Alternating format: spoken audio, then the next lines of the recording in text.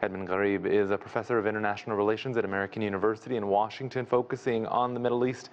Welcome to the show again, Edmund. I want to first ask you, will a U.S. withdrawal ultimately help or hurt Iraq's economy? Well, clearly, I think it will overall, in the long term, probably it will help. Nevertheless, the war of 2003 and the previous wars that took place, whether it was the Kuwait War or the Iran-Iraq War, have left Iraq devastated in many ways. They've had a terrible impact on the economy. And on top of that, we've also seen the sanctions which were placed on Iraq. In fact, in the sanctions that were placed after the Kuwait invasion cost the lives of almost 500,000 people, most of them children, as well as older people. So the middle class has been more or less destroyed, and the country is facing some very, very serious difficulties. No electricity, the problems with electricity, with clean water, unemployment, very, as your report pointed, very high unemployment. People are also, there's insecurity, there's high levels of crime. So all of this is facing Iraq. Millions of people are refugees, either inside or outside. So the situation is very complicated, complex, and it's going to take a lot of time and a clean government. A government that's going to represent the people and that will try to rebuild and develop the country. Several countries in the region, in the Gulf, in the Arab world, have seen the writing on the wall and tried to diversify away from oil. What sort of efforts are we seeing in oil-rich Iraq?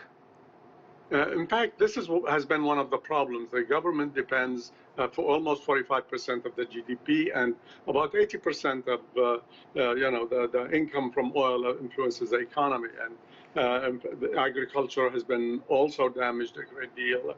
And so the problem is there is a recognition on the part of many leaders in the country that they need to diversify. They need to get away from oil.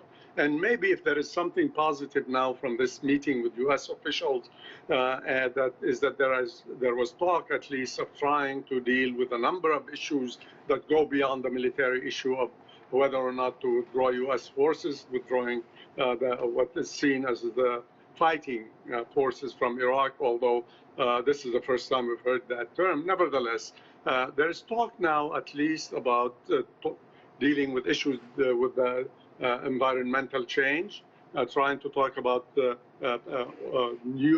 basically the questions of agriculture, the questions of trade, investments, whether if this is implemented, this will be a beginning.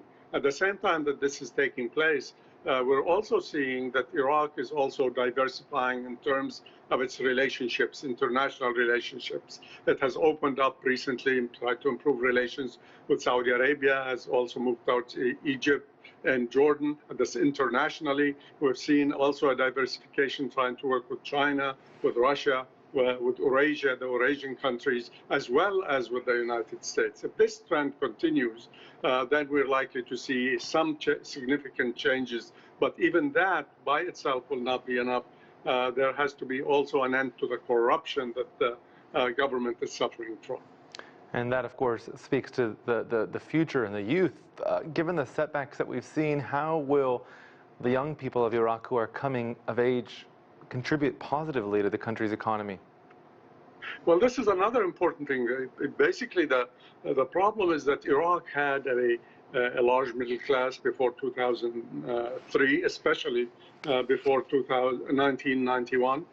Many of these people have left the country. Many doctors, many lawyers, many engineers have left the country. Some went to the Gulf, some went to Europe, some came even to the United States or went to Eastern Europe.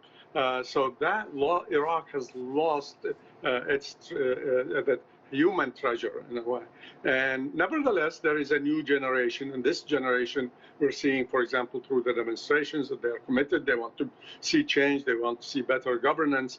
If that takes place and we see these changes occurring, they begin to be represented in the government, I think we'll see a better future for all Iraqis.